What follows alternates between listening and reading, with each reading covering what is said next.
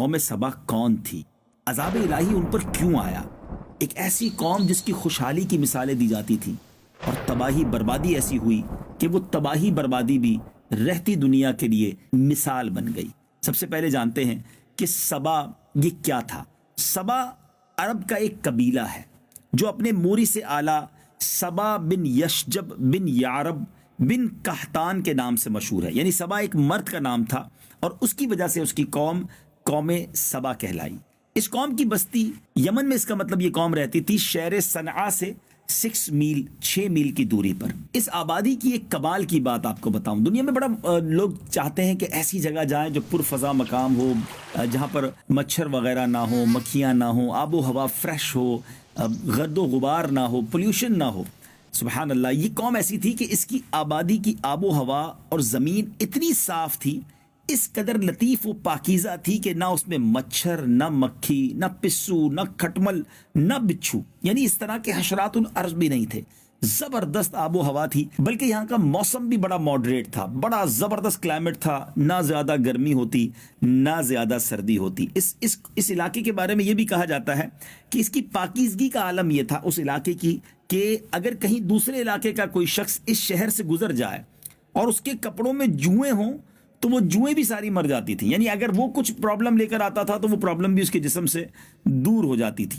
اچھا، اب اس قوم کے پاس ایسے پھل تھے، ایسے زبردست باغات تھے کہ اس میں کثیر پھل لگتے تھے، بلکہ اتنے پھل لگتے تھے اور اس طرح وہ پھل گرتے تھے کہ اگر کوئی شخص اپنے سر پر ٹوکرا اٹھا کر چلے تو بغیر ہاتھ لگائے قسم قسم کے پھلوں سے وہ ٹوکرا بھر جاتا تھا۔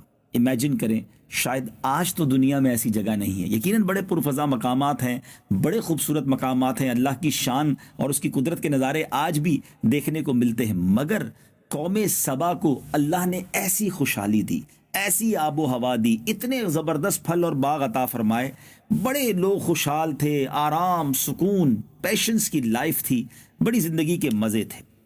لیکن اب گڑبڑ کہاں شروع ہوئی کہ جب اتنی ساری نعمتیں ملی، اتنی ساری آسائشیں ملی، تو ہونا کیا چاہیے تھا؟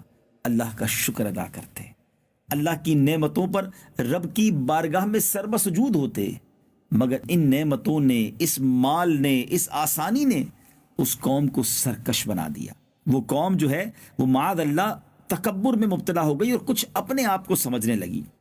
اللہ تبارک و تعالیٰ نے اس قوم کی ہدایت کے لیے یکے بعد دیگرے 13 نبیوں کو بھیجا۔ 13 انبیاء کرام قوم سبا کے پاس گئے اور قوم کو اللہ کی نعمتیں یاد دلاتے رہے کہ دیکھو اللہ نے تمہیں کتنا اچھا رکھا ہے، اور اللہ کے عذاب سے ڈراتے رہے۔ اللہ اکبر، مگر ان سرکش لوگوں نے اللہ کے نبیوں کو جھٹلایا، ڈینائی کیا، ان کی بات نہ مانی، اتنی ساری نعمتوں کے ہوتے ہوئے وہ شکر گزار نہ بنے۔ اور اس قوم کا ایک سردار تھا جس کا نام حماد تھا، وہ ایک متکبر، بڑا پراؤڈی اور سرکش آدمی تھا۔ اس کا ایک لڑکا تھا اور اس کا جب لڑکے کا انتقال ہو گیا تو اس نے آسمان کی طرف تھوکا، معاذ اللہ، یعنی اپنے کفر کا اعلان کر دیا، اللہ سے بغاوت کا اعلان کر دیا، اور اعلانیہ لوگوں کو کفر کی دعوت دینے لگا، اور جو کفر سے انکار کرتا اس کو قتل کر دیتا۔ اللہ عز و جل کے نبیوں سے نہایت بے ادبی، تکبر اور پراؤڈ والے لہجے میں کہتا کہ آپ لوگ اللہ سے کہہ دیجئے کہ وہ اپنی نعمتوں کو ہم سے چھین لے۔ آپ ڈراتے نا ہمیں کہ نعمتیں چلی جائیں گی اور یہ اللہ نے دی ہیں، ہم شکر نہیں کریں گے تو چلی جائیں گی، تو آپ کہیے رب سے وہ چھین لے ہم سے۔ یعنی وہ یہ سمجھنے لگا تھا کہ یہ سب کچھ ہمارا ہے، اللہ کا نہیں ہے۔ معاذ اللہ، کیسے چھینے گا، کیسے جائے گی یہ ساری مال و دولت، یہ آسائشیں، اتنی اچھی آب و ہوا، لوگ مثالیں دیتے ہیں آل اوور دا ورلڈ، اس علاقے کی جناب خوبصورتی کی مثالیں دی جاتی ہیں، سب ہم سے کیسے چھن سکتا ہے؟ اب جب اس حماد نے اس طرح تکبرانہ لہجے میں، عصیان سے بھرپور لہجے میں جب یہ کہا، اور اس کا عصیان، طغیان بہت بڑھ گیا، نافرمانی بہت بڑھ گئی، تو اللہ تعالیٰ نے اس قوم پر بڑا عجیب عذاب بھیجا، اس قوم پر سیلاب آیا۔ ناظرین، یہ سیلاب کیسے آیا؟ قوم سبا کی بستی کے کنارے پر پہاڑوں کے دامن میں بند باندھ کر، یعنی آج کل جو ڈیم بنائے جاتے ہیں کہ بڑے بڑے گیٹ لگا کر یا بڑی بڑی دیواریں لگا کر پانی کو روکا جاتا ہے اور اس پانی کا پھر استعمال کیا جاتا ہے، تو بڑے اچھے انداز میں بند باندھ کر ملکہ بلقیس نے 3 بڑے بڑے تالاب نیچے اوپر بنا دیے تھے تاکہ پانی سٹور رہے اور اس قوم کے کام میں آئے۔ مگر اللہ کی شان دیکھیں، ایک چوہے نے اللہ کے حکم سے اس بند کی دیوار میں سوراخ کر دیا. سوراخ تو چھوٹا سا تھا، چوہا کتنا بڑا سوراخ کرے گا، مگر اب وہ سوراخ بڑھتا رہا بڑھتا رہا بڑھتا رہا پانی کے پریشر سے، اور ایک بہت بڑا شگاف بن گیا. اور اس کے بعد بند کی دیوار ٹوٹی، اور ناگہاں بڑی تیزی کے ساتھ ایک بڑے ریلے کی صورت میں وہ سیلاب جو ہے اس بستی میں آ گیا. لوگ سکون سے گھروں میں بیٹھے تھے، چین کی بانسری بجا رہے تھے، کوئی ٹینشن نہیں تھی کہ اچانک ایسا سیلاب آیا کہ اس کے دھاروں نے اس بستی کو غارت کر دیا. ہر طرف بربادی اور ویرانی کا دور دورہ ہو گیا. جب یہ سیلاب آیا تو ساری مال و دولت، سارے باغات، سب کے سب اس میں غرق ہو گئے. اتنا زبردست سیلاب تھا کہ پوری بستی ریت کے تودے میں دفن ہو گئی.